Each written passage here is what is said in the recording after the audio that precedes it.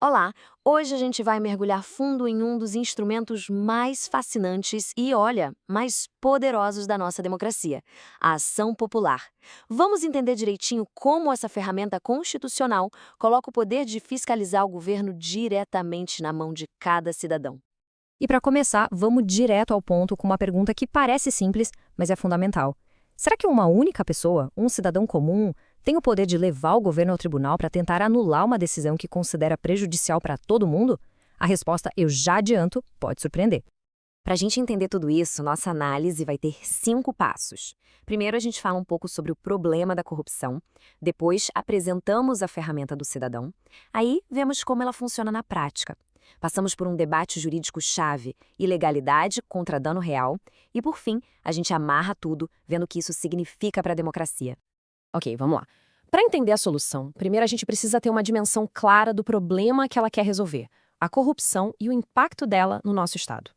Olha, corrupção é bem mais do que um crime, né? As fontes definem como um fenômeno que bota o interesse de poucos acima do bem de todos. É uma quebra de regras morais, quase uma doença política que acaba minando a capacidade do Estado de entregar o básico: saúde, educação, segurança. E essa linha do tempo aqui é super interessante para a gente entender as nossas vulnerabilidades. A gente saiu de um modelo patrimonialista, lá na monarquia, onde público e privado eram quase a mesma coisa. Depois veio o modelo burocrático, todo focado em regras e processos para evitar o compadrio. E mais recentemente, o modelo gerencial, que busca eficiência, resultados, mas, e esse é o ponto-chave, alguns vícios do passado, principalmente daquela confusão entre o que é do Estado e o que é privado, ainda aparecem e abrem brechas para a corrupção. Mas diante desse cenário, a Constituição de 88 não deixou a sociedade de mãos atadas, muito pelo contrário. Ela entregou uma ferramenta de democracia direta. É exatamente aqui que entra a ação popular. A ação popular, na essência, é um remédio constitucional. A inspiração vem lá do direito romano, da chamada Actio Populares. E a ideia é essa: permitir que qualquer cidadão, falando em nome de todo mundo, peça na justiça a anulação de um ato que prejudique o bem comum. E a nossa Constituição de 88, olha, ela ampliou isso de um jeito que transformou a ação popular numa expressão direta do poder do povo. Certo. Mas, na prática, como é que isso funciona? Quem pode usar? E contra o que exatamente? Vamos ver as regras desse jogo. E aqui está uma das coisas mais bonitas e democráticas disso tudo. A autorização para entrar com a ação é gigante.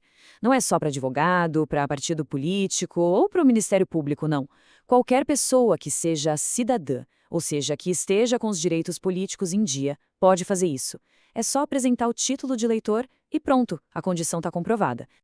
E o que ela protege? Bom, a lista é grande. Esse slide mostra os 4 pilares principais que estão lá na Constituição. Não estamos falando só de dinheiro desviado do patrimônio material. A ação popular defende também valores que a gente não pega na mão, mas que são cruciais, como a moralidade na administração, o nosso meio ambiente e toda a nossa herança histórica e cultural. Agora, vamos entrar num ponto um pouco mais técnico, mas que, olha, é o coração de um debate jurídico gigantesco. Para anular um ato do governo, só o fato dele ser ilegal já basta? Ou é preciso provar que ele causou um dano concreto, um prejuízo real? Esse slide aqui mostra a briga perfeitamente. De um lado, tem a tese de que, se é ilegal, já tem prejuízo. Ponto. Afinal, um ato ilegal ataca de frente a moralidade administrativa, que é um bem a ser protegido. Mas, do outro lado, tem a visão que hoje é mais forte, principalmente no Superior Tribunal de Justiça, o STJ, que exige a comprovação da tal lesividade. Ou seja, não adianta só mostrar que foi ilegal, tem que provar o dano na prática. Imagina um prefeito que usou um dinheiro que era para uma obra X numa obra Y sem autorização da lei. Foi irregular. Mas e se essa obra Y foi um hospital que a cidade precisava desesperadamente? Houve dano ao interesse público? Esse é o centro do debate.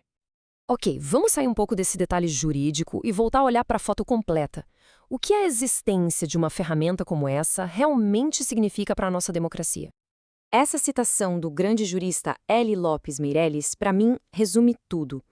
Se a gente achar que a ação popular serve só para cuidar de perdas de dinheiro, a gente está deixando de lado o fato de que nosso patrimônio também é feito de honestidade, de cultura, de um meio ambiente saudável. A ação defende a coisa pública em todos os seus sentidos. Então, o ponto central é este: a ação popular transforma a fiscalização num ato de cidadania para valer. Ela tira do papel aquele princípio de que todo o poder emana do povo. Não é só um jeito de controlar o governo, é uma forma de participar diretamente da gestão daquilo que é de todo mundo, reforçando que a república, é de fato nossa. Isso tudo nos leva a uma reflexão final, né? A existência de uma ferramenta tão potente como a ação popular coloca uma pergunta na mesa que não dá para ignorar. Diante de um Estado tão complexo e de desafios como a corrupção, qual é, afinal, o verdadeiro papel de cada cidadão na hora de vigiar e fiscalizar o poder? A resposta que a gente dá para essa pergunta é o que, no fim do dia, define a qualidade da nossa democracia.